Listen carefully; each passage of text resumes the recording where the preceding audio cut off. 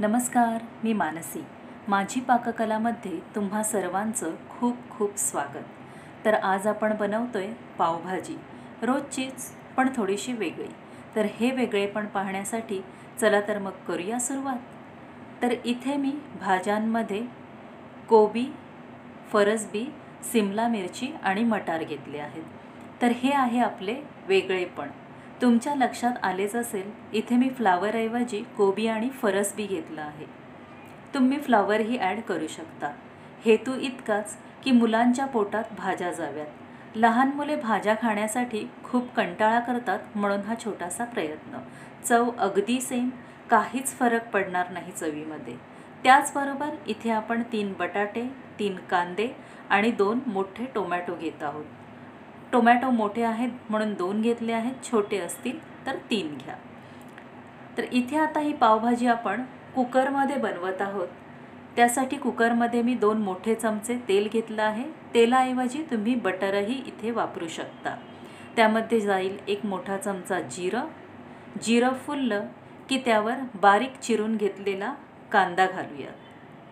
कांदा इथे आपल्याला हलकासा गुलाबी रंग येईपर्यंत परतवून घ्यायचा आहे. फार परतवायचा नाही आहे कांदा. तर तुम्ही बघू शकता इथे आपल्या कांद्याला हलकासा गुलाबी रंग आला आहे. आता यामध्ये 1 चमचा आलं लसूण पेस्ट घालूया. त्याचबरोबर आपण बारीक चिरून घेतलेले टोमॅटो घालूया आणि एकदा मिक्स करून घेऊ. आता यामध्ये जातील आपले मसाले. तर सगळ्यात आधी अर्धा चमचा हळद, 1 मोठा चमचा लाल तिखट आणि 4 ते 5 चमचे मी इथे पावभाजी मसाला घेतला आहे, कारण माझा चमचा छोटा आहे. तुम्ही 2 मोठे चमचे भरून पावभाजी मसाला घेऊ शकता. आणि अर्धा चमचा इथे मी लाल काश्मीरी पावडर घेतली आहे. याने आपल्या भाजीला रंग सुरेख येईल.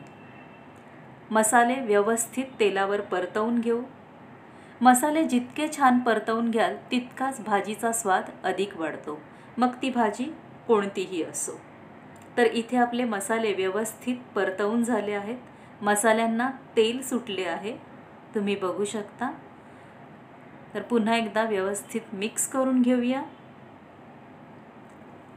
आणि आता आपण बारीक चिरलेल्या भाज्या यामध्ये घालूया.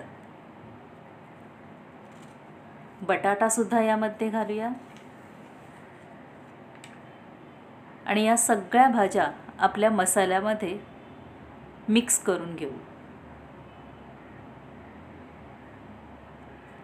व्यवस्थित कोट होतील अशा मिक्स करायच्या. वरून चवीनुसार मीठ जाईल. आणि आता यामध्ये 1.5 ते 2 ग्लास आपण पाणी घालणार आहोत. फार पाणी इथे घालण्याची गरज नाही आहे. 2 ग्लास पाणी पुरेसं आहे.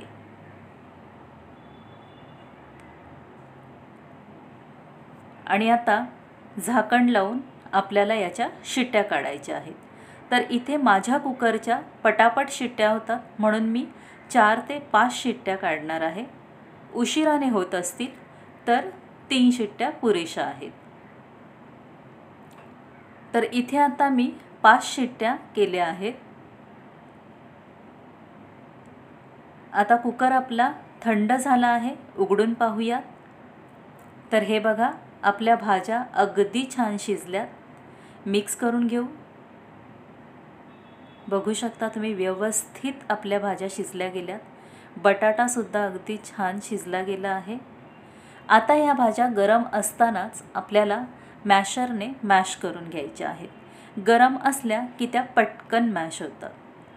थंड झाली भाजी की तितकीशी ती पटकन बारीक होत नाही. त्यामुळे गरम असतानाच पटापट ही क्रिया करून घ्यायची आहे.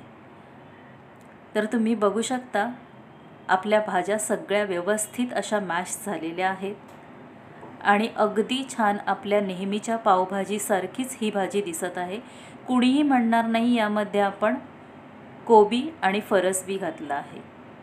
आता यामध्ये 1 चमचा बटर घालूया. मिक्स करून घेऊ. आणि आता ही भाजी मी एका पातेल्यामध्ये काढून घेते. वरून भरपूर सारी कोथिंबीर घालून मिक्स करून घेऊया आणि आता एका डिशमध्ये सर्व करूया. तर एका डिशमध्ये मी आता ही काढून घेते भाजी. वरून बारीक चिरलेली कोथिंबीर घालू.